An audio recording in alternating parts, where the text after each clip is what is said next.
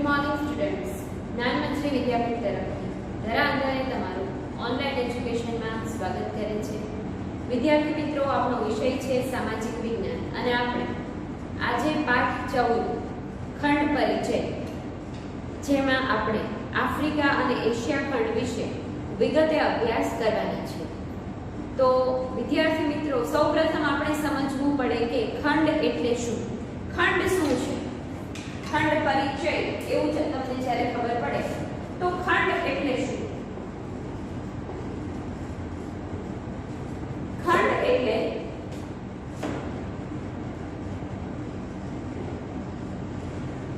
પૃથ્વી પરનો મોટામાં મોટો ભૂમિભાગ કે જમીનનો ભાગ કહી શકો. આ બધી બાબતો તમે પ્રાઇમરીમાં ભણી ચૂક્યા છો. અને આ ખંડ કેટલા છે? કુલ દુનિયામાં ખંડ કેટલા છે? ખંડ છે, આપણે વાત કરી ખંડની વાત કરી તો ખંડ કેટલા છે? તો ખંડ કેટલા છે? 7 ખંડો છે. કુલ કેટલા? 7 ખંડો છે. જેમાંનું પહેલું એશિયા, બીજું આફ્રિકા, ત્રીજો યુરોપ, ચોથો ઉત્તર અમેરિકા, પાંચમું દક્ષિણ અમેરિકા, છઠ્ઠું ઓસ્ટ્રેલિયા, સાતમું એન્ટાર્કટિકા. આ 7 પૃથ્વી પર ખંડો આવેલા છે. આ બધી પ્રાઇમરી માહિતી તમને ઓલરેડી પહેલાના ધોરણોમાં મળી ગઈ છે. પહેલાની આ બેઝિક માહિતી કહેવાય. જ્યારે આપણે ખંડ પરિચયનો વાત કરવાના હોઈએ ત્યારે ખંડ એટલે શું, ખંડ કેટલા છે, એ બધો ખ્યાલ તમને હોવો જોઈએ. ને આ તમને બધાને ખબર જ છે. એકવાર આપણે યાદ કર્યું. ફરી વખત મારી સાથે બોલજો. બધા તમે ઓનલાઈન ભણો છો તો ત્યાં તમે બેઠા બેઠા ઘરે બોલતા જશો. એશિયા, આફ્રિકા, યુરોપ, ઉત્તર અમેરિકા, દક્ષિણ અમેરિકા, ઓસ્ટ્રેલિયા અને એન્ટાર્કટિકા. આ 7 પૃથ્વી પર ખંડો આવેલા છે અને જેમાંના 2 ખંડોનો અભ્યાસ આપણે કરવાનો છે. જેમાંનો પહેલો ખંડ છે આફ્રિકા ખંડ. તેની વિશે હવે આપણે વિગતે શરૂ કરીશું.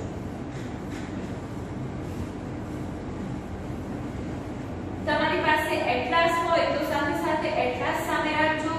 ટેક્સ્ટબુક અને મટીરીયલ હોય તો એ પણ તમે સાથે રાખજો કે જેથી કરીને જે તે ચિત્રો છે, જે તે નકશા બતાવેલા હોય છે એ તમને એમાં તમે જોઈ શકો. તો સૌપ્રથમ આપણે આફ્રિકા ખંડ વિશે ભણવાના છે. તો વિદ્યાર્થી મિત્રો, આફ્રિકા જે છે એ દુનિયાનો બીજા નંબરનો મોટામાં મોટો ખંડ છે. 1 માર્કના પ્રશ્નમાં પૂછાય તેવો પ્રશ્ન સમજવાનો કે દુનિયાનો બીજા નંબરનો મોટો ખંડ કયો છે? તો આફ્રિકા. ઓપ્શન નીચે 4 આપ્યા હોય. એશિયા આપ્યો હોય, આફ્રિકા આપ્યો હોય, યુરોપ આપ્યો હોય અને બીજો એક ઓપ્શન આપ્યો હોય તો તમને ખબર પડવી જોઈએ કે એ કયો ખંડ છે. બરાબર? તો જે તે બાબતો નોંધતા જશો, અંડરલાઈન કરતા જશો. દુનિયામાં બીજા નંબરનો મોટામાં મોટો ખંડ એટલે આફ્રિકા. બરાબર? બીજી બાબત કે તેની લંબાઈ અને પહોળાઈ લગભગ સરખી છે. કોની વાત કરીએ છીએ? આફ્રિકાની. તેની લંબાઈ અને પહોળાઈ લગભગ સરખી છે. એટલે તમે જો તમારી પાસે નકશો હોય, ચિત્ર જે આપ્યું છે બાજુમાં, જો ટેક્સ્ટબુકમાં મટીરીયલમાં, તો તમને આફ્રિકાનો નકશો આપેલો છે. તેમાં તમે સ્કેલથી પણ જો માપો ને તો બહુ જાજો ફેર એમાં આવશે નહીં. આમ લંબાઈ અને આમ પહોળાઈ જોઈ જુઓ તો લંબાઈ અને પહોળાઈ લગભગ સરખી છે. કયો ખંડ એવો? તો એ આફ્રિકા. જવાબ તરત મળી જાય. 2/3 ભાગ વિષુવવૃત્તથી ઉત્તરમાં આવેલો છે અને મોટા ભાગનો ભાગ છે એ ઉષ્ણકટિબંધમાં આવેલો છે. ગરમીનું પ્રમાણ અહીં વધારે જોવા મળે છે. જો તમારો નકશો છે ને એમાં તમે જોઈ શકો છો કે તેમાં ત્રણેય ઋતુઓ પણ પસાર થાય છે. પ્રશ્ન એવો પણ પૂછે કે કયા ખંડમાંથી ત્રણેય મુખ્ય વૃત્તો પસાર થાય છે? કયા કયા વૃત્તો? મકર વૃત્ત, વિષુવવૃત્ત અને કર્કવૃત્ત. તો એ પાછો કયો ખંડ આવશે? આફ્રિકા ખંડ આવશે. ત્રણેય વૃત્તો તેમાંથી પસાર થાય છે. કયા ત્રણેય વૃત્તો? શેની વાત કરીએ છીએ? વૃત્તો એટલે વિષુવવૃત્ત, મકર વૃત્ત અને કર્કવૃત્ત. આ ત્રણેય વૃત્તો પસાર થાય છે. બરાબર. કેવો દેશ છે? ઉષ્ણકટિબંધમાં આવેલો દેશ છે. તો એ બાબત પણ લખી લઈશું. ઉષ્ણકટિબંધમાં આવેલ દેશ છે એટલે ગરમીનું પ્રમાણ કેવું હોય?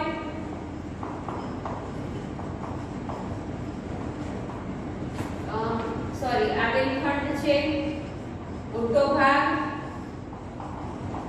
મોટા ભાગના વિસ્તાર અથવા મોટો ભાગ ઉષ્ણકટિબંધમાં છે એટલે ગરમીનું પ્રમાણ કેવું હોય? વધારે હોય. જો જ્યાં આગળ સૂર્યના કિરણો સીધા પડતા હોય ત્યાં આગળ ગરમીનું પ્રમાણ વધારે હોય. ઉષ્ણકટિબંધ. શીત કટિબંધ એટલે સૂર્યના કિરણો ત્રાંસા અથવા સાવ ઓછા પડતા હોય, ન પડતા હોય તો એ શીત કટિબંધ છે. તો વિદ્યાર્થી મિત્રો, ઉષ્ણકટિબંધમાં આવેલો છે, ગરમીનું પ્રમાણ વધારે છે. ત્રણેય વૃત્તો જેમાંથી પસાર થાય છે, મધ્યમાંથી વિષુવવૃત્ત છે, ઉપરની બાજુએ જુઓ તો કર્કવૃત્ત છે અને નીચેની બાજુએ જુઓ તો મકરવૃત્ત છે, એ પસાર થાય છે. એવો જે ખંડ છે એ કયો ખંડ? તો આફ્રિકા ખંડ, જે દુનિયાનો બીજા નંબરનો મોટામાં મોટો ખંડ ગણવામાં આવે છે. હવે આ જે ખંડ છે ને એ વિદ્યાર્થી મિત્રો 18મી સદીના અંત સુધી તો આ ખંડ વિશે કોઈને ખબર જ નહોતી કે અહીંયા આગળ આવો જમીનનો મોટો ભાગ આવેલો છે અને અહીંયા પણ બધી અનુકૂળતા છે, અહીંયા આગળ સજીવ સૃષ્ટિ વિકસી શકે એવી પરિસ્થિતિ છે, એવો ખ્યાલ દુનિયાના લોકોને નહોતો. એટલે આ ખંડ શોધાયો નહોતો, એટલે આ ખંડને અંધારિયા ખંડ તરીકે પણ ઓળખવામાં આવે છે. તો 1 માર્કમાં 2 માર્કમાં પ્રશ્ન પૂછાતો હોય છે કે આફ્રિકા ખંડને અંધારિયો ખંડ શા માટે કહેવામાં આવે છે અથવા અંધારિયા ખંડ તરીકે પણ ઓળખવામાં આવે છે, તો તેનું કારણ આપો અથવા તો શા માટે એ સમજાવો. તો તમારે જવાબમાં શું લખવાનું કે 18મી સદીના અંત સુધી દુનિયાના લોકોથી આ ખંડ અજાણ હતો. લોકોને ખબર જ નહોતી કે અહીંયા આગળ જમીનનો આટલો મોટો ભાગ છે. એટલે પછી આ ખંડ મોડો શોધાયો હોવાથી, ખબર ન હોવાથી અંધારિયા ખંડ તરીકે ઓળખાય છે. અને વિદ્યાર્થી મિત્રો, અહીંયાની જે નાઇલ નદી છે ને એના કિનારે આપણે જે વાનરમાંથી મનુષ્ય બન્યા ને એમાંની ખૂટતી કેટલીક કડીઓ છે ને એ ત્યાં આગળ મળી આવે છે અને અવશેષો મળી આવ્યા છે. એટલે શું અવશેષો? એટલે તો કે પૃથ્વીની નીચે જે કઈ વસ્તુઓ દટાઈ ગઈ હોય અને પ્રાચીન સમયની જે તે સમયની આપણને જે તે બાબતોનો ખ્યાલ આપે તો એ અવશેષો છે. તો વિદ્યાર્થી મિત્રો, અહીં પણ આફ્રિકા ખંડની નાઇલ નદીના કિનારે પણ એ વાનરમાંથી મનુષ્ય બન્યા એ માટેની જે કેટલીક ખૂટતી કડીઓ છે એ અહીં મળી આવી છે અવશેષો રૂપે. તો એ બાબત આપણે લખી લઈશું.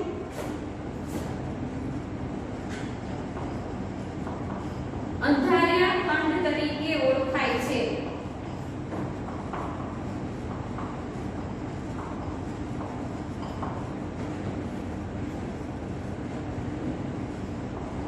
વાનરમાંથી મનુષ્યની ખૂટતી કેટલીક કડીઓ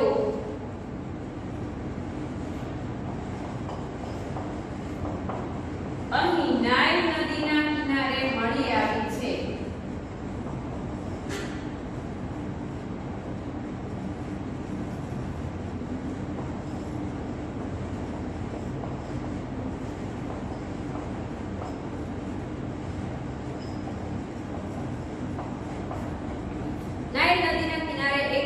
અવશેષો મળ્યા છે.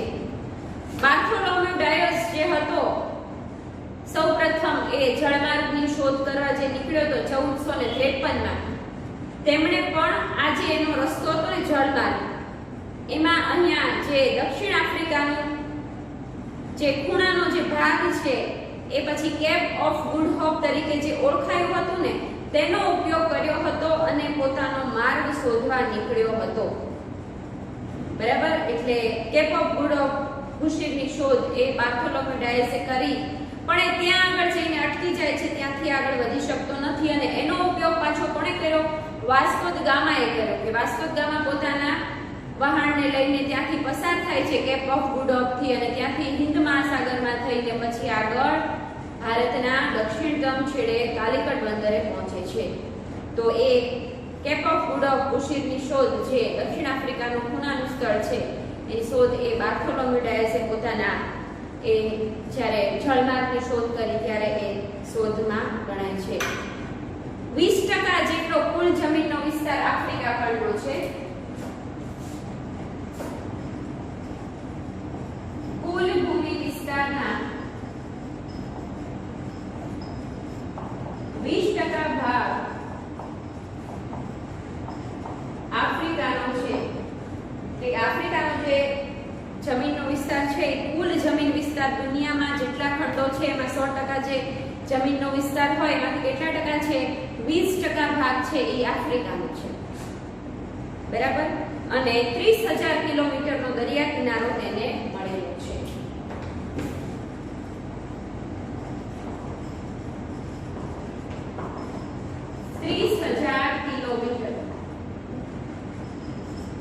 દરિયા કિનારો મળે છે. આ બધા એક માર્કના પ્રશ્નો છે કે ગમે તે રીતે પૂછાય તો તમને ખબર હોવી જોઈએ. આફ્રિકા ખંડનો મોટો ભાગ પૂર્વ ગોળાર્ધમાં આવેલો છે. હવે એક પછી એક આપણે એના ભૂપૃષ્ઠની, એની નદીઓની, એની સરોવરોની, એની કૃષિ, એની ખનિજ સંપત્તિની વાત હવે શરૂ કરવાના છે. આ પહેલા આપણે બેઝિક માહિતી મેળવી. તો ફરી વખત એકવાર જોઈ જઈએ. આફ્રિકા ખંડ દુનિયાનો બીજા નંબરનો મોટામાં મોટો ખંડ, લંબાઈ પહોળાઈ લગભગ સરખી, ત્રણેય ઋતુઓ આ આફ્રિકા ખંડમાંથી પસાર થાય છે. ઉષ્ણકટિબંધમાં આવેલો છે. અંધારિયા ખંડ તરીકે ઓળખાય છે. વાનરમાંથી મનુષ્યની ખૂટતી કડીઓ અહીં મળી આવી છે નાઇલ નદીના કિનારે. કુલ ભૂમિ વિસ્તારના 20% આફ્રિકા ખંડનો ભૂમિ વિસ્તાર છે. દરિયા કિનારો છે 30,000 કિલોમીટર લાંબો છે. દરિયાનો લાભ પણ મળે છે. હવે મુખ્ય વાત કરવાની છે આપણે ભૂપૃષ્ઠની, આફ્રિકા ખંડના ભૂપૃષ્ઠની. તો કે ભાઈ મોટો ભાગ છે ને એ બધી જગ્યાએ ઉચ્ચ પ્રદેશો છે. ઉચ્ચ પ્રદેશો એટલે સામાન્ય સપાટ જમીન બહુ ઓછી છે, પણ વધારે તો પર્વતો અને પર્વતોની હારમાળાઓ આવેલી છે. તો એવા કેટલાક પર્વતો જેની લંબાઈ વધારે છે, સૌથી ઊંચા છે એની વાત કરશું. પછી અહીં રણ વિસ્તાર પણ આવેલો છે તો એની વાત આપણે કરશું.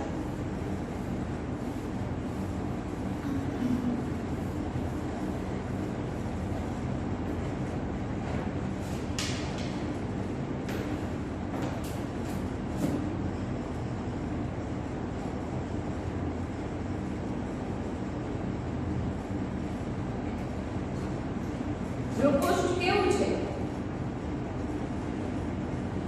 ભૂપૃષ્ઠ છે એ ઉચ્ચ પ્રદેશોનું બનેલું છે. અગાઉ કીધું એ મુજબ ઉચ્ચ પ્રદેશોનું બનેલું છે એટલે સામાન્ય સપાટ જમીન હોય નહીં. વાયવ્ય ભાગમાં એટલાસ પર્વત અને તેની હારમાળાઓ આવેલી છે એટલે ઘણા બધા પર્વતો આવેલા છે. વાયવ્ય દિશાએ એટલાસ પર્વત અને તેની હારમાળાઓ આવેલી છે.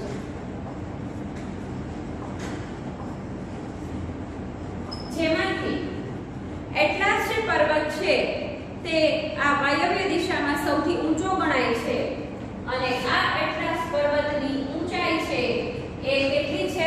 3,965 મીટર. 3,965 મીટરની ઊંચાઈ ધરાવે છે. પણ સૌથી ઊંચો આફ્રિકા ખંડનો જો કોઈ પર્વત હોય તો એ છે પાછો કિલીમાંજારો. બીજો જે પર્વત છે એ છે કિલીમાંજારો, જે સૌથી ઊંચો છે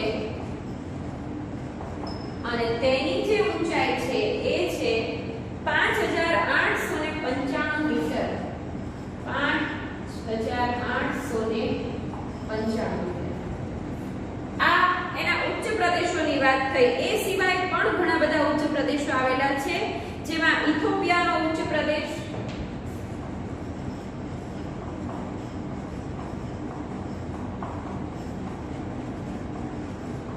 કિલીમાંજારો પર્વત, ઇથોપિયાનો ઉચ્ચ પ્રદેશ એ 3050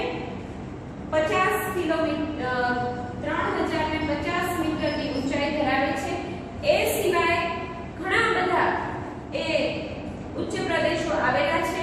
અન્ય જે કેટલાકની ઊંચાઈ અન્ય ઉચ્ચ પ્રદેશોની સરેરાશ ઊંચાઈ જે છે એ 915 મીટરથી પણ વધારે છે. એટલે સામાન્ય આપણે વાત કરી કે ભૂપૃષ્ઠ કેવું બનેલું છે. ભૂપૃષ્ઠ છે તે ઉચ્ચ પ્રદેશોનું બનેલું છે. વાયવ્ય દિશાએ એટલાસ પર્વત અને તેની કેટલીક હારમાળાઓ છે. તેમાંથી સૌથી ઊંચો 3965 મીટરનો. એ સિવાય કિલીમાંજારો છે એ આખા આફ્રિકામાં ઊંચો 5895 મીટર છે, જે સૌથી ઊંચો ગણાય છે. એ સિવાય ઇથોપિયાનો ઉચ્ચ પ્રદેશ, અન્ય ઉચ્ચ પ્રદેશો આવેલા છે. એ સિવાય આપણે ભૂપૃષ્ઠની વાત કરીએ તો ઉચ્ચ પ્રદેશોનો બનેલો છે, પરંતુ એક રણ પ્રદેશ પણ આવેલો છે, જે છે સહરાનો રણ પ્રદેશ.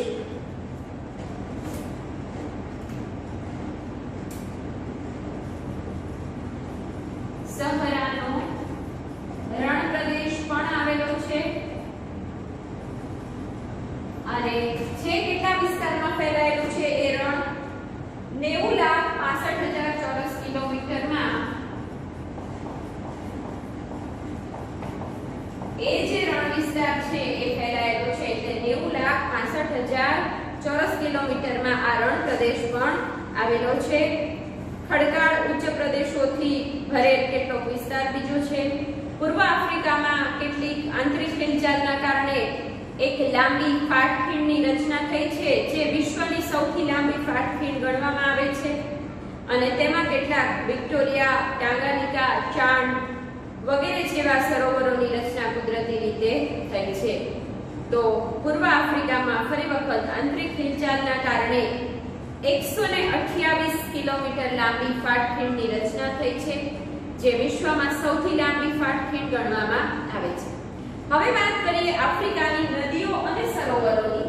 તો મુખ્ય નદીઓ કઈ કઈ છે અને મુખ્ય સરોવરો ક્યાં ક્યાં છે એવું તમારે પૂછાતું હોય છે.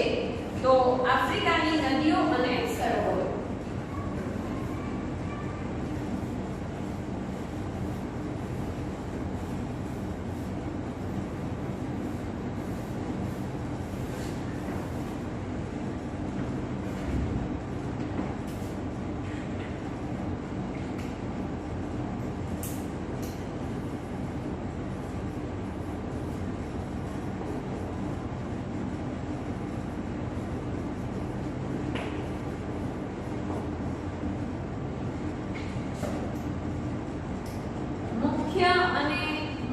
નદી જો કોઈ હોય તો એ નદી છે નાઇલ નદી છે. દુનિયાની સૌથી લાંબી નદી છે, બરાબર.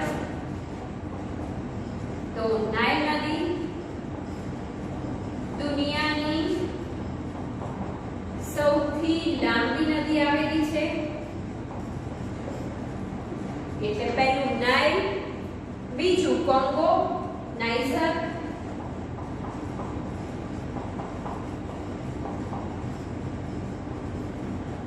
અને ઝામ્બેઝી મુખ્ય નદીઓ છે. જો આમાં તમને સૌથી લાંબી નદી પૂછી છે દુનિયાની તો નાઇલ નદી, પણ પાણીની દ્રષ્ટિએ, જળ જથ્થાની દ્રષ્ટિએ મોટી કઈ તો એમેઝોન નદી આવે, પણ સૌથી લાંબી નદી તો નાઇલ નદી, બરાબર. એવી રીતે ભારતની મુખ્ય લાંબી નદી કઈ તો કે ગંગા.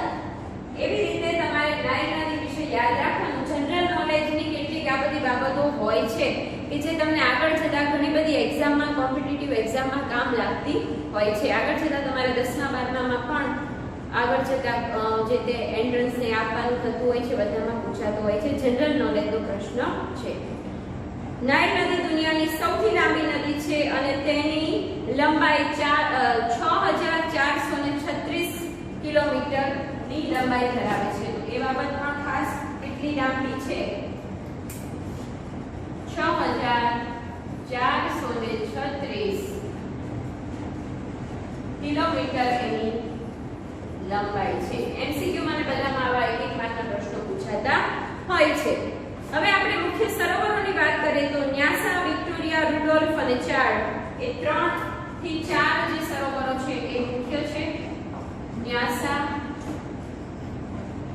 રુડોલ્ફ, વિક્ટોરિયા અને ચાર્લ્સ.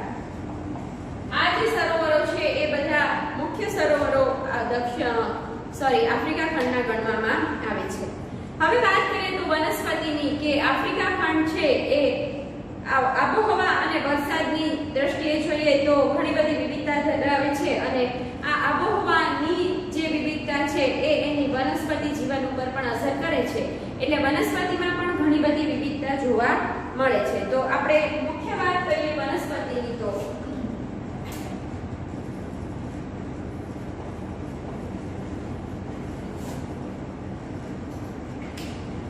વનસ્પતિમાં જોઈએ તો વિષુવવૃત્તીય જંગલો આવેલા છે.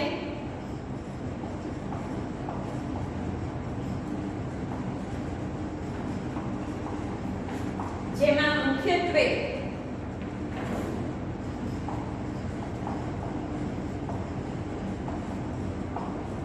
મેહોગની, અબનુસ,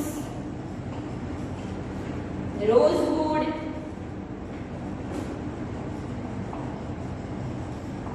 આયર્નવુડ,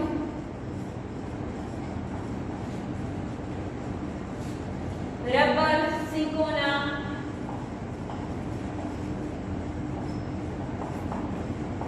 તેમજ કેટલીક જગ્યાએ ઘાસના મેદાનો પણ આવેલા છે અને રણ પ્રદેશ જ્યાં આવેલો છે ત્યાં આગળ રણ પ્રદેશમાં કાંટાળી વનસ્પતિ ત્યાં થાય છે. જેમાં થોર, ઓરડી, બાવળ, ખજૂરી વગેરે જેવા વૃક્ષો વનસ્પતિ ત્યાં ઉગી નીકળે છે. તેમજ કેટલાક વિસ્તારોમાં ખાટા મીઠા ફળો પણ જોવા મળે છે. તો ખાટા મીઠા ફળોમાં મુખ્યત્વે નારંગી, દ્રાક્ષ, લીંબુ, પીચ વગેરે ત્યાં થાય છે. તો વિદ્યાર્થી મિત્રો, વનસ્પતિની દ્રષ્ટિએ તમે જુઓ તો આબોહવા પ્રમાણે અલગ અલગ વનસ્પતિ અહીં આફ્રિકા ખંડમાં જોવા મળે છે. ખાસ કરીને આ વિષુવવૃત્તીય જંગલોની વાત કરી તો ત્યાં આગળ એક માખીનો ઉપદ્રવ કેટલાક સમય પહેલા થયો હતો. જ્યાં વિષુવવૃત્તીય જંગલો છે ત્યાં આગળ સે નામની માખી છે. આ કરડવાથી સે નામની માખી કરડવાથી હાથી પગાનો રોગ થતો. એટલે પગ છે એ હાથી જેવો જાડો થાંભલા જેવો થઈ જાય અને આગળ જતા એ રોગ વધુ વકરે અને અંતે માણસ છે મૃત્યુ તરફ ધકેલાય અને મૃત્યુ થાય. પરંતુ હાલમાં વિજ્ઞાન અને ટેકનોલોજી આગળ વધ્યું છે અને માખીનો જે ઉપદ્રવ છે એને આપણે રોકી શકાયો છે અને ધીરે ધીરે હવે આ રોગ ઉપર પણ આપણે કાબુ મેળવી શક્યા છે અને માખીના ઉપદ્રવને અટકાવી શક્યા છે. તો આ એક બાબત તમારી માટે જાણવા જેવી છે. હવે વાત કરીએ તો તેના પ્રાણી જીવનની. પ્રાણીઓમાં મુખ્યત્વે કયા કયા પ્રાણીઓ જોવા મળે છે? પ્રાણી જીવનમાં જોઈએ તો હિપોપોટેમસ,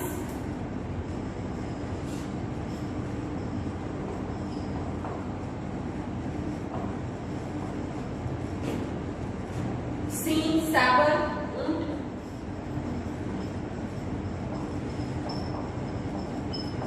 વગેરે જેવા પ્રાણીઓ જોવા મળે છે. સિંહ, સાબર, ઊંટ, હિપોપોટેમસ વગેરે જેવા પ્રાણીઓ જોવા મળે છે. તમને ચિત્ર સહિત મટીરીયલમાં ટેક્સ્ટબુકમાં આપ્યું છે, સાથે તમે જોતા જજો, જરૂર જણાવી દો. હવે વાત કરીએ આફ્રિકા ખંડના કૃષિની ખેતીની વાત કરીએ તો 70% ખેતી થાય છે.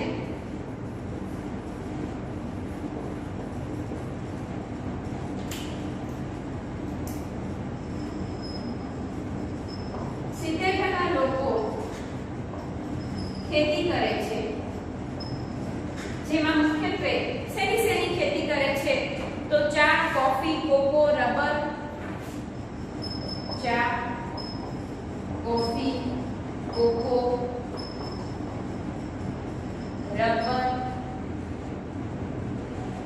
તમાકુ, લવિંગ,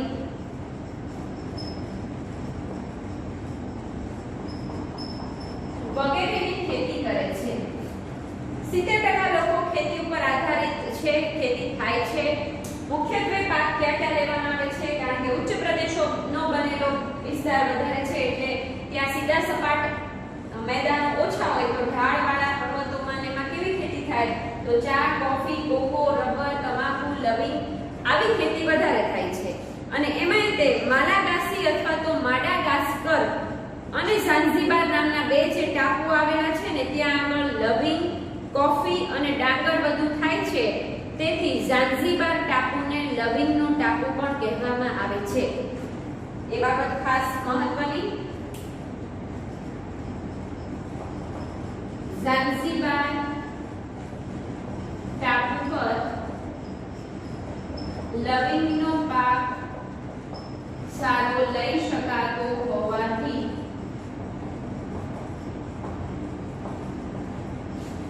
તેને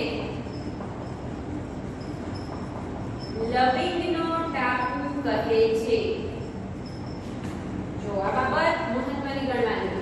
કયા ટાપુને લવિંગનો ટાપુ કહેવામાં આવે છે તો ઝાંઝીબારને. શા માટે? તો ત્યાં લવિંગ જેવો પાક ખૂબ સારા પ્રમાણમાં લઈ શકાતો હોવાથી.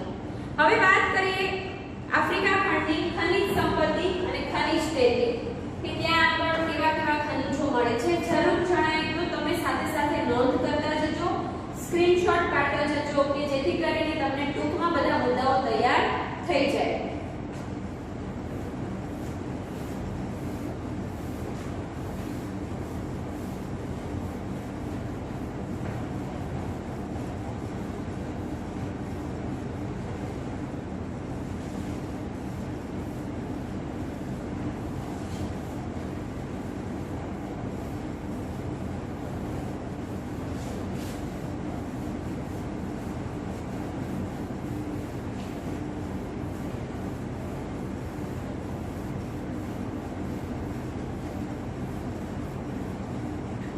ખનિજ સંપત્તિ તેની વાત કરીએ તો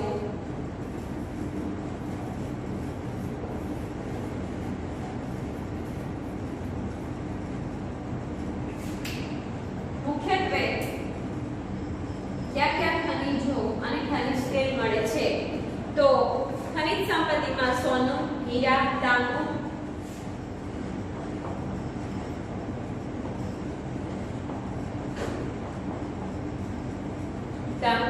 યુરેનિયમ,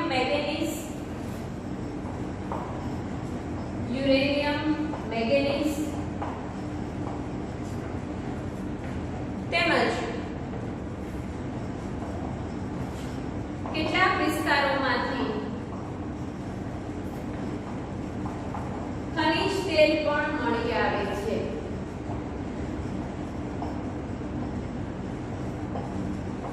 તો મુખ્યત્વે કયા ખનિજો?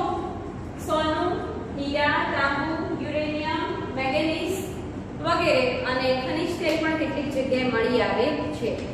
હવે વાત કરીએ કે આફ્રિકા ખંડમાં કેવા લોકો, કઈ જાતિના લોકો વસવાટ કરે છે, કઈ જાતિ રહે છે. તો આફ્રિકા ખંડના લોકો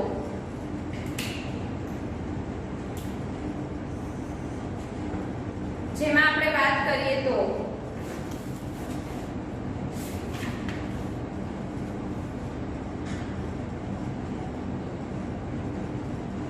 આફ્રિકાના જંગલોમાં જેક, આફ્રિકાના જંગલોમાં ઝેર અને ઝેર નામની જાતિના લોકો વસે છે.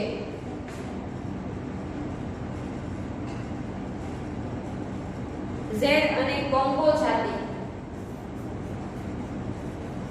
પછી જંગલોની વાત કરીએ. પછી વાત કરીએ નદી કિનારે. નદી કિનારે જે જાતિ વસવાટ કરે છે એ જાતિ છે પિગ્મી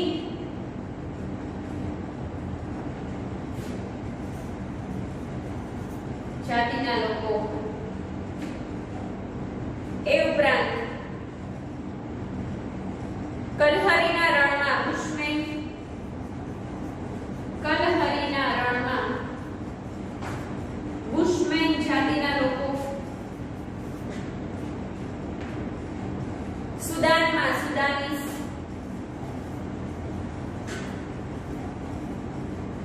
સુદાનીસ લોકો. એ ઉપરાંત કેન્યામાં બાન્ટુ,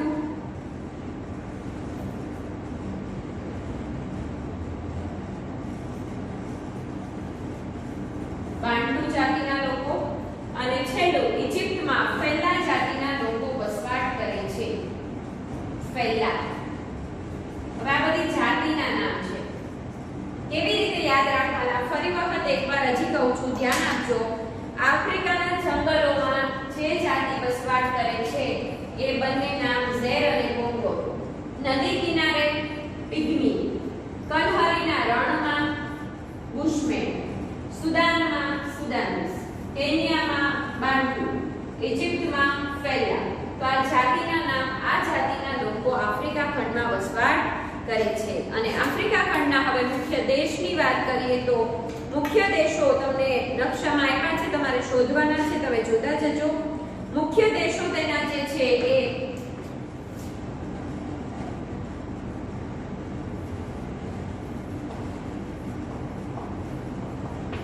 આફ્રિકા ખંડના મુખ્ય દેશો ઇજિપ્ત, દક્ષિણ આફ્રિકા,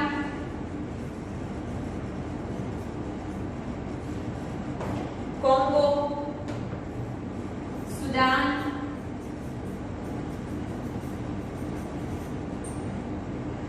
અલ્ગેરિયા, લીબિયા,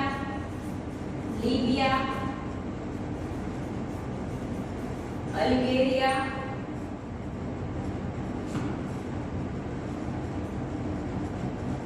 કેન્યા વગેરે. આ બધા દેશો છે, જેમાંના બે દેશો વિશે આપણે ટૂંકમાં વાત કરશું. ઇજિપ્ત છે એ આરબ પ્રજાસત્તાક વિશ્વના ઇતિહાસમાં પ્રાચીન દેશ ગણાય છે, ખૂબ મહત્વનો દેશ. નાઇલ નદીના કિનારે ઇજિપ્તની મહાન સંસ્કૃતિ વિકાસ પામી છે અને વસવાટ લોકો કરવા લાગ્યા. અને ત્યાંના બે જગ પ્રખ્યાત જે વસ્તુ છે એ પિરામિડ અને સ્ફિન્ક્સ છે. પિરામિડ અને સ્ફિન્ક્સનો ફોટો તમે સર્ચ કરજો, તમે જોઈ શકશો.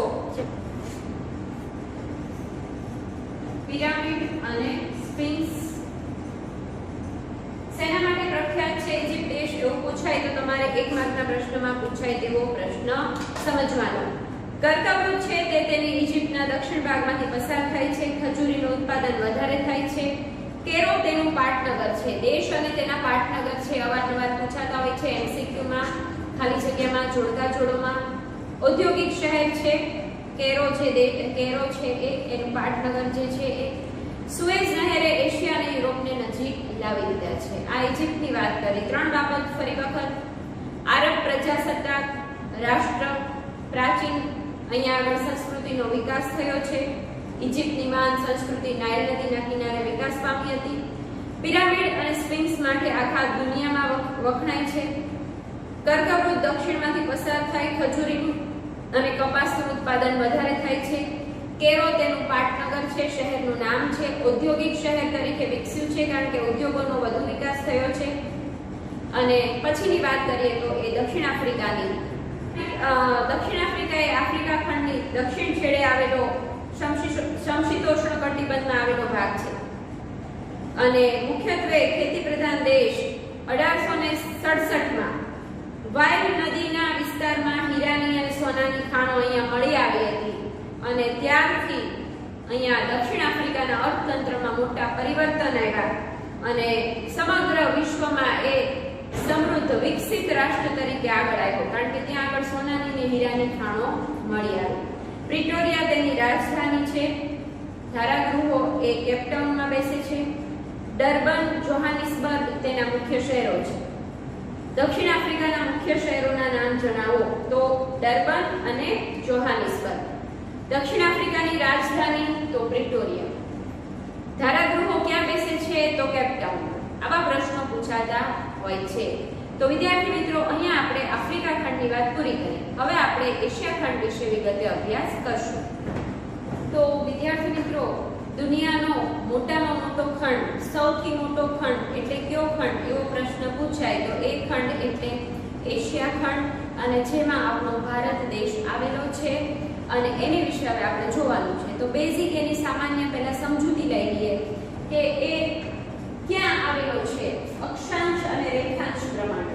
અક્ષાંશ એટલે આડી રેખા પૃથ્વીના ગોળામાં, અને રેખાંશ એટલે ઊભી રેખા, એવો સામાન્ય ખ્યાલ તમને લોકોને હશે. બરાબર? તો આ જે છે એ 0 અંશ, આ જે આડી રેખા છે એ બધી અક્ષાંશ કહેવાય છે.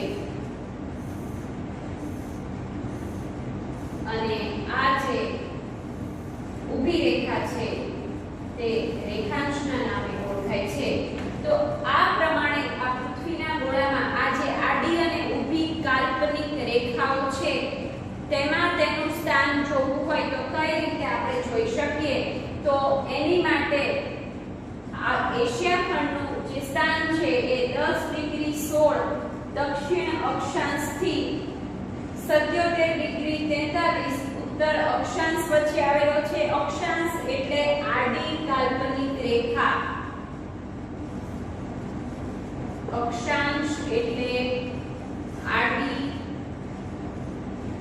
કાલ્પનિક રેખાઓ, પૃથ્વી પર આવેલી આડી કાલ્પનિક રેખાઓ જેને અક્ષાંશ કહેવાય છે. અને રેખાંશ એટલે ઊભી કાલ્પનિક રેખાઓ. આ બધું તમારે પ્રાઇમરીમાં આવી ચૂક્યું છે એટલે તમને વધારે ડિટેલમાં ભણાવતી નથી.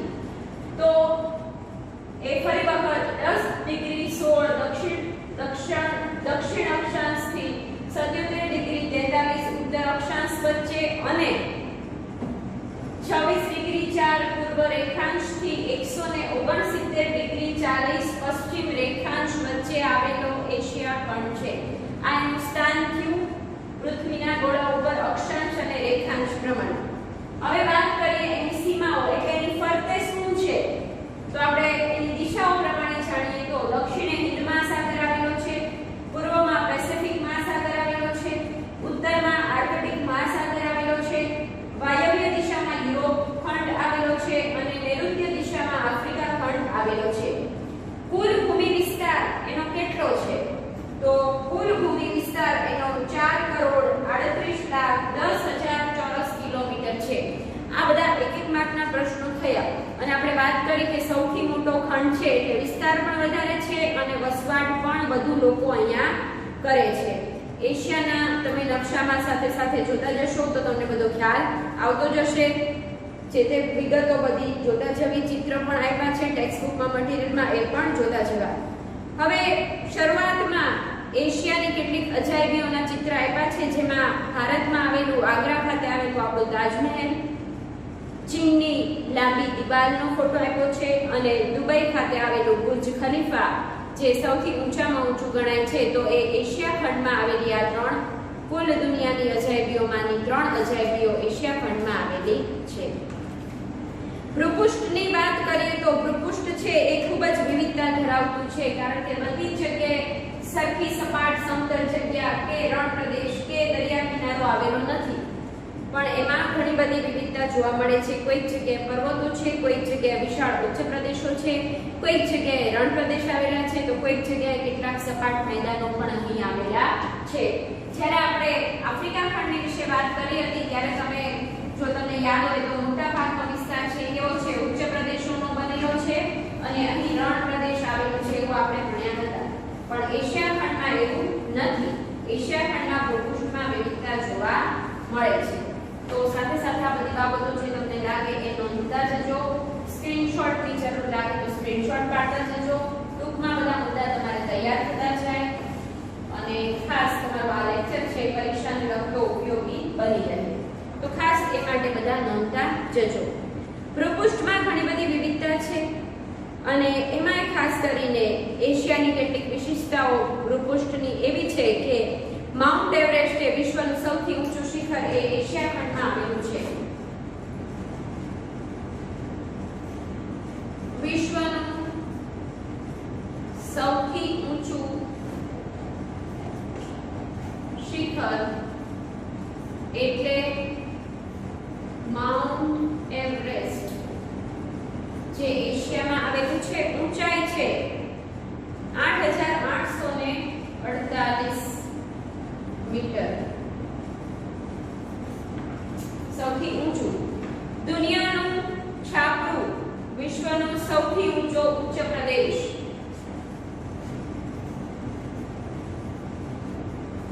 સૌથી ઊંચો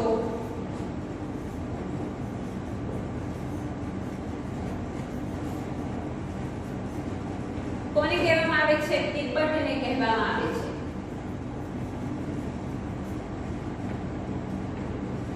તિબ્બતને બીજા દુનિયાના છાપરા તરીકે પણ ઓળખવામાં આવે છે. દુનિયાનું છાપરું તરીકે કોણ ઓળખાય છે?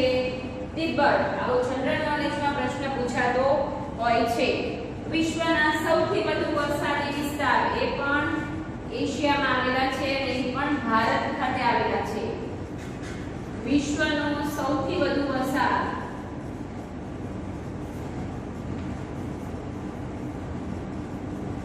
કઈ જગ્યાએ? તો કે મોસીનરમ અને ચેરાપુંજી.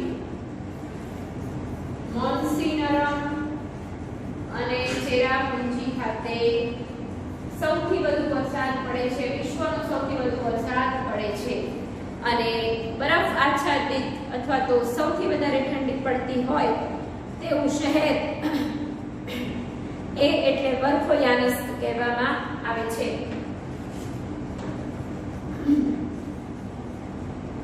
બરફ આચ્છાદિત પ્રદેશ કે શહેર એટલે સાઇબિરિયાનું વર્ખોયાનસ શહેર.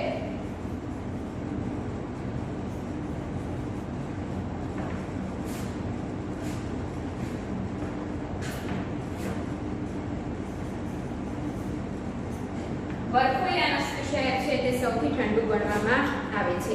હવે મુખ્ય વાત એની આપણે કરવાના છે જે છે ઉચ્ચ પ્રદેશો, કેટલાક મેદાનો અને દ્વીપ સમૂહો. એશિયા ખંડના મુખ્ય ઉચ્ચ પ્રદેશો કયા કયા છે?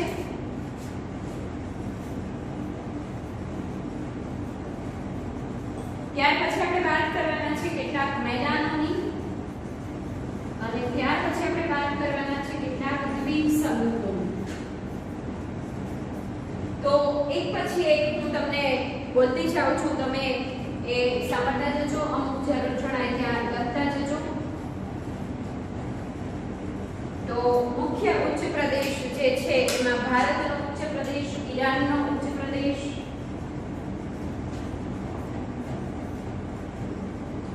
ઈરાનનો ઉચ્ચ પ્રદેશ, ચીનનો ઉચ્ચ પ્રદેશ, તિબ્બતનો ઉચ્ચ પ્રદેશ, તિબ્બતનો ઉચ્ચ પ્રદેશ, પામીરનો ઉચ્ચ પ્રદેશ, પછી અરબસ્તાનનો ઉચ્ચ પ્રદેશ. આ બધા ઉચ્ચ પ્રદેશો આવેલા છે. એ ઉપરાંત પછીના કેટલાક 5-6 મેદાનોની વાત કરીએ તો સિંધુ અને ગંગાનું મેદાન, આપણા ભારતનું સિંધુ અને ગંગાનું મેદાન. એ ઉપરાંત ઘણા બધા મેદાનો છે. સાઇબિરિયાનું મેદાન. મેદાન એટલે સપાટ જમીન, જગ્યા જે આવેલી હોય એવા આપણે નામ લખીએ છીએ.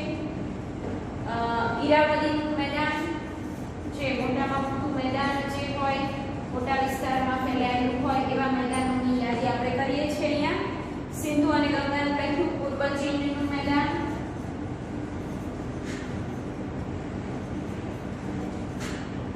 એ ઉપરાંત સિંહિયાન અને તેત્રીસનું મેદાન,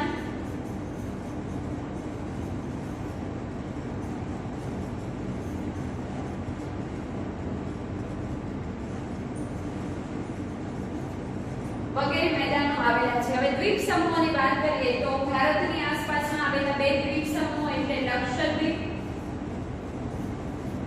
અંદમાન નિકોબાર,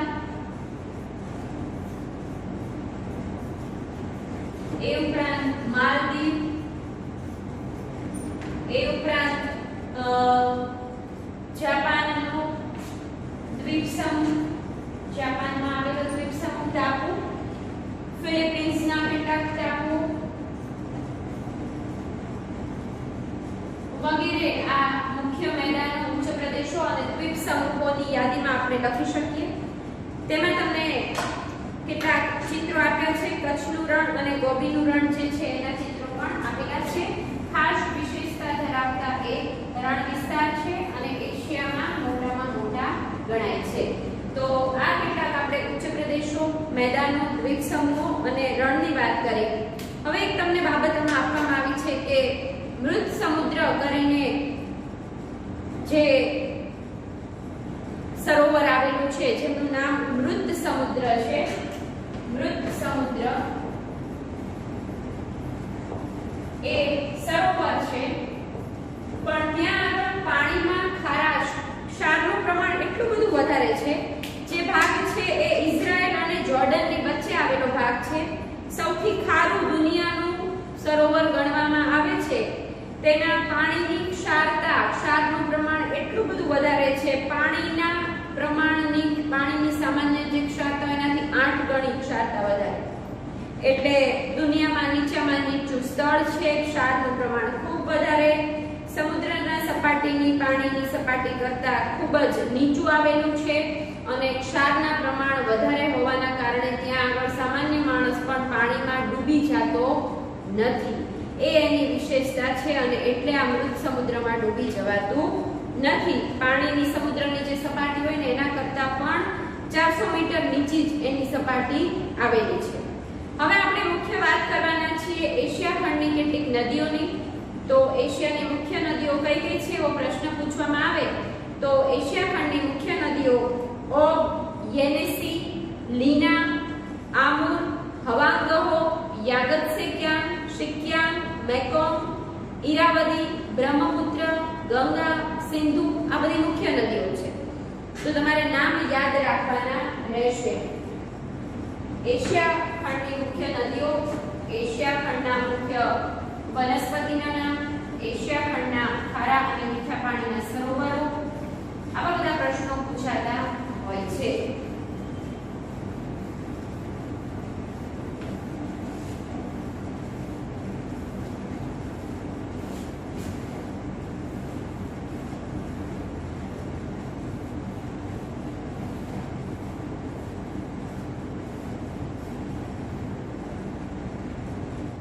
તો વિદ્યાર્થી મિત્રો, એશિયા ખંડની મુખ્ય નદીઓ કઈ કઈ છે 1-2 માર્કના પ્રશ્નમાં પૂછાય તો અહીં આપ્યું છે, આપણે એકવાર વાંચી લઈએ. નામ યાદ તમારે રાખતા જવાના છે. ગંગા, યમુના, સિંધુ, ઓબ, યેનેસી, લીના, આમુર, હવાંગહો, યાગત્સે-ક્યાન, સિક્યામ, ઈરાવદી, બ્રહ્મપુત્ર વગેરે આ બધી મુખ્ય નદીઓના નામ છે જે એશિયા ખંડમાં આવેલી છે. હવે કઈ નદી કયા મહાસાગરને મળે છે? તો મુખ્ય નદીઓમાં ગંગા નદી છે તે હિન્દ મહાસાગરમાં થઈને વહીને બંગાળાની ખાડીને મળે છે. એટલે ત્યાં આગળ સમાઈ જાય છે, પૂરી થાય છે. જ્યાં આગળ એની ઉદ્ગમ સ્થાન હોય ત્યાંથી લઈને એશિયા સમુદ્રને મળે ત્યાં સુધી. બીજી વાત થાય, લીના નામની નદી છે એ આર્કટિક મહાસાગરને મળે છે અને એ નદી એમાં સમાઈ જાય છે. મેકોંગ નદી છે એ પેસિફિક મહાસાગરમાં થઈને આગળ દક્ષિણ ચીન સાગરને મળે છે. સિંધુ નદી છે એ હિન્દ મહાસાગરના અરબ સાગરને પછી એ મળે છે. હિન્દ મહાસાગરમાંથી ને અરબ સાગરને ત્યાં આગળ એ પૂરી થાય છે.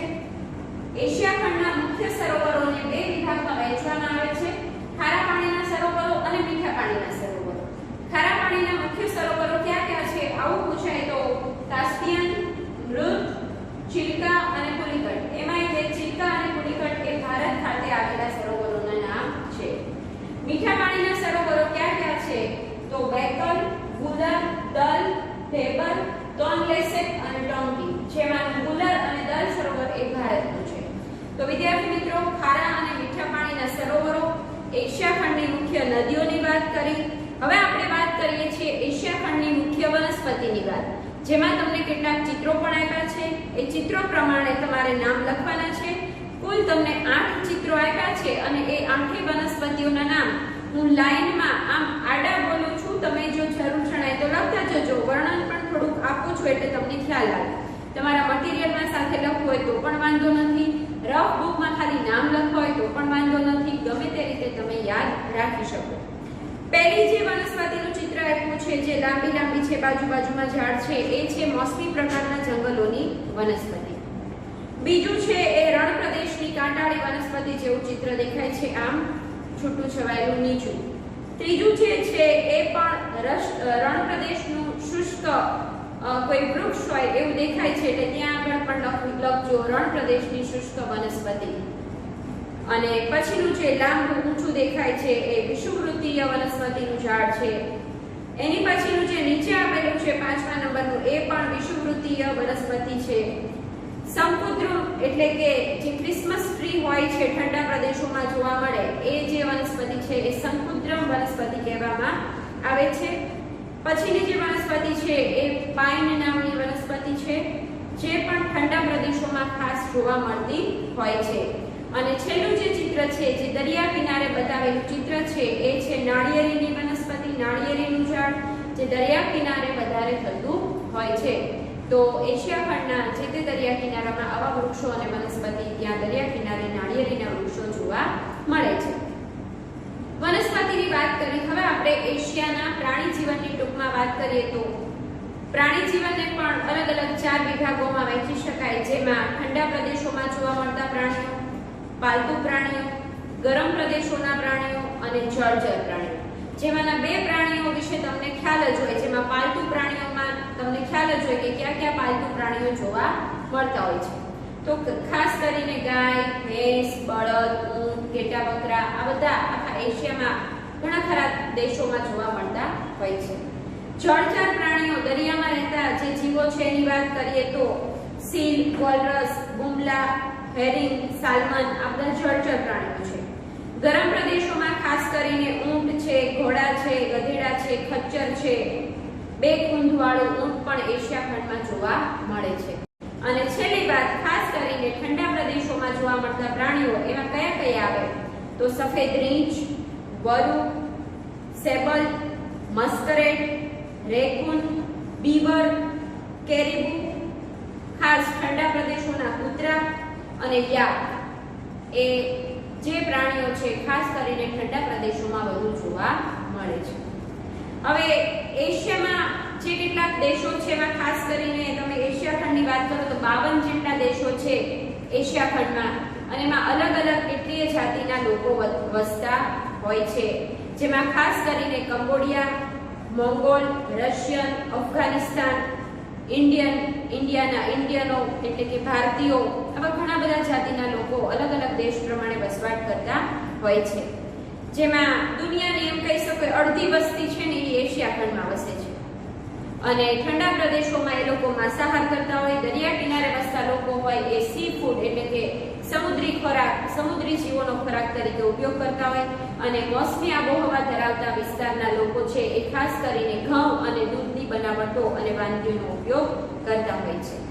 હવે મુખ્ય વાત, છેલ્લો આપણો ટોપિક જે આવે છે એ એશિયા ખંડના મુખ્ય ભારતના પાડોશી દેશોની વાત. તો ભારતના પાડોશી દેશો કયા કયા છે અને એની રાજધાની કઈ છે, ત્યાં આગળ કયો પાક, ખનિજ લેવાય છે અથવા મળી આવે છે, આવો આપણો છેલ્લો ટોપિક એ આપણે હવે અભ્યાસ કરવાના છે. તો જે એશિયાના લોકજીવનની વાત કરી તેમાં કઈ કઈ જાતિના લોકો વસવાટ કરે છે એવા ચિત્ર તમને મટીરીયલમાં અને ટેક્સ્ટબુકમાં આપ્યા છે. એમાં ચિત્ર પ્રમાણે અને નંબર પ્રમાણે નામ લખ્યા છે. પહેલું જે ચિત્ર છે એ કંબોડિયા જાતિના લોકોનું છે. બીજું જે ચિત્ર છે તે મોંગોલ જાતિના લોકોનું છે.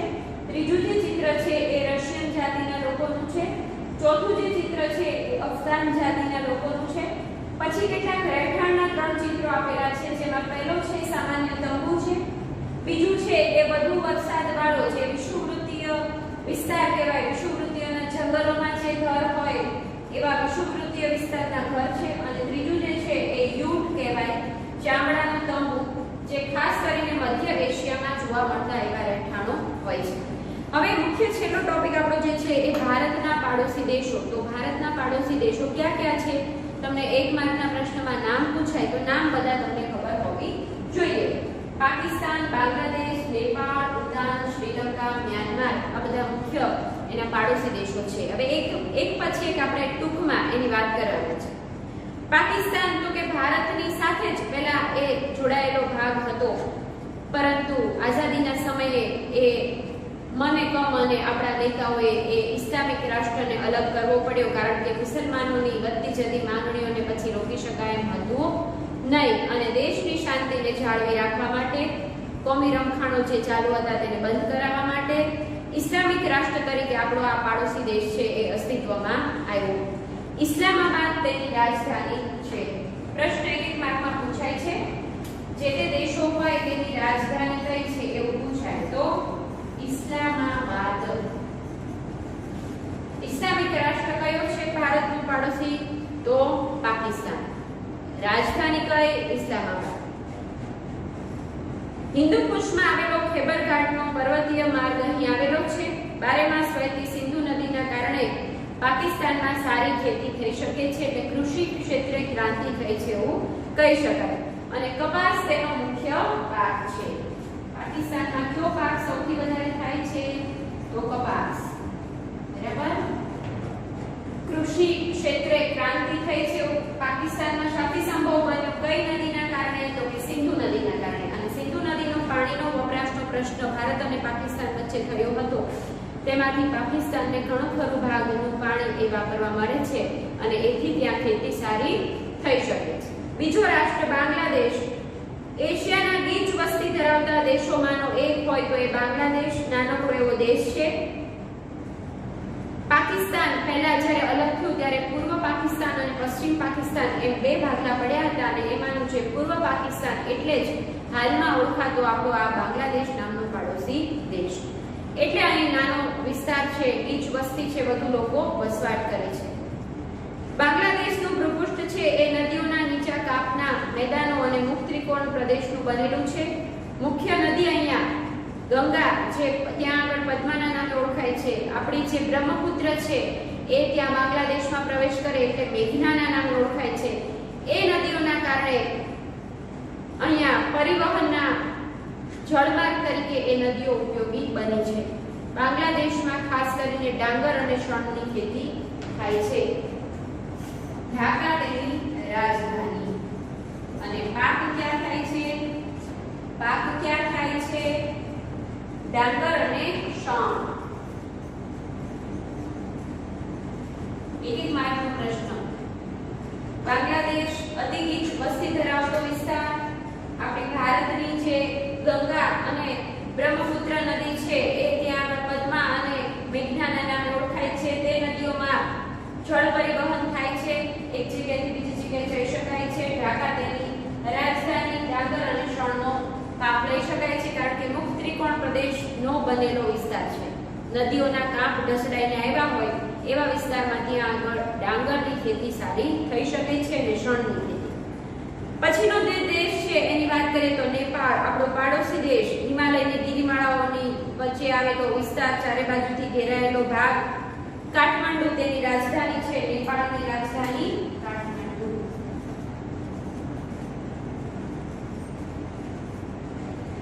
કાઠમાંડુ તેની રાજધાની છે. 40% વિસ્તારમાં જંગલો છે, માત્ર 16% ભાગમાં જ ખેતી થઈ શકે છે. નેપાળના 40% ભાગમાં માત્ર જંગલ વિસ્તાર છે, 16% ભાગમાં ખેતી થઈ શકે, એટલે ત્યાં આગળ વધુ પાક લઈ શકાતો નથી. અને જે કેટલોક જે હિમાલયની પર્વતમાળાઓ છે તેમાં ખાસ કરીને ચા, કોફી, કપાસ, એલાયચી વગેરે જેવા પાક લઈ શકાય છે. બરાબર. ચા, કોફી, એલાયચી વગેરે જેવા પાક લઈ શકાય છે. ચોથો દેશ ભૂતાન. અંગ્રેજોએ તેને વ્રજદાનવોની વિહાર ભૂમિ એવું કહ્યું હતું. વ્રજદાનવો ત્યાં વિહાર કરતા હતા, ફરતા હતા એવું ત્યાં માનવામાં આવે છે, અને વ્રજદાનવોની વિહાર ભૂમિ તરીકે ઓળખાવતા, કારણ કે ચારે બાજુનું પહાડી પ્રકોષ્ઠ દેશના વિકાસ માટે અંતરાયરૂપ બનેલ છે. તેમ છતાં ભારત દેશે એટલો બધો સહયોગ કર્યો, દરેક રીતે આર્થિક જ્યારે જરૂર પડે ત્યારે સહાય કરી છે કે જેથી કરીને હવે ધીરે ધીરે ભૂતાન જે દેશ છે વિકાસ પામી રહ્યો છે. મોટા ભાગે ત્યાં બૌદ્ધ ધર્મ પાળતા લોકો વધારે વસવાટ કરે છે.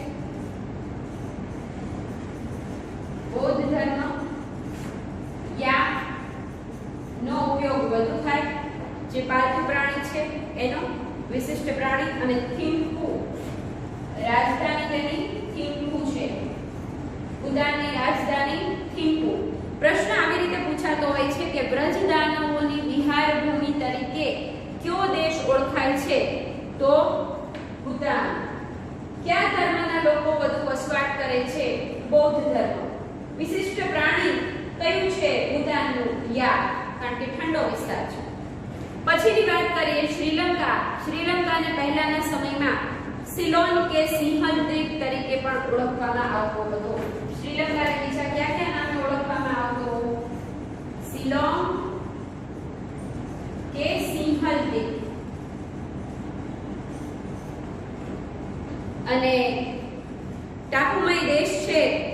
ઉત્તરમાં પાલ્કની સામુદ્રધુની અને પશ્ચિમમાં મનારના આઘાતથી એ જુદો પડે છે.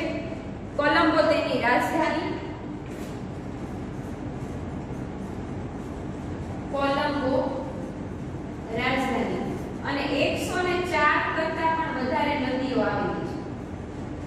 આટલો નાનો ટાપુમય દેશ છે પણ 104 કરતા વધુ નદી આવેલી છે, જેમાં મહાવેલી ગંગા સૌથી મોટી નદી છે આ શ્રીલંકાની.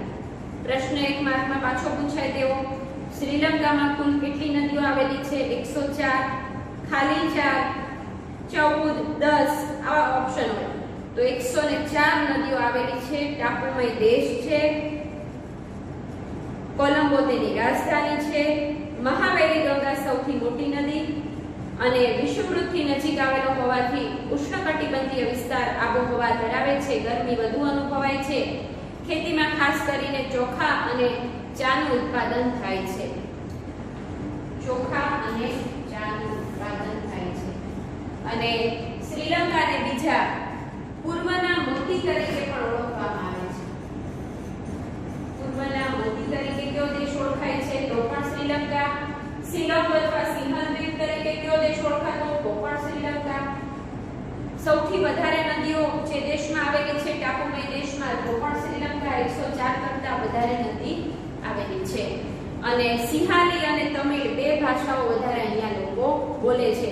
ભારતમાંથી કેટલાક દક્ષિણ ભારતના લોકો ત્યાં આગળ કાયમી વસવાટ તરીકે ત્યાં આગળ પોતાના દેશને છોડીને ચાલ્યા ગયા હોય અને પછી શ્રીલંકાની પ્રજા તરીકે એ ત્યાં વસવાટ કરતી હોય એવા પણ આપણા ભારતના દક્ષિણ ભારતના લોકો છે. એટલે ખાસ કરીને ત્યાં આગળ તમિળ ભાષા એટલે બોલાતી હોય છે. છેલ્લો દેશ એટલે મ્યાનમાર. મ્યાનમાર ખનિજ તેલનો ઉત્પાદક અને ભારત તેનો ગ્રાહક દેશ છે. સૌથી વધારે ઉત્પાદન અહીંયા આગળ ખનિજ તેલનું થાય છે. ખનિજ તેલ બહુ બને છે ત્યાં આગળ મળી આવે છે. ભારત દેશ આ મ્યાનમાર પાસેથી ખરીદી કરે છે અને એના લીધે બંને વચ્ચે આર્થિક સંબંધોનો વિકાસ થયો છે.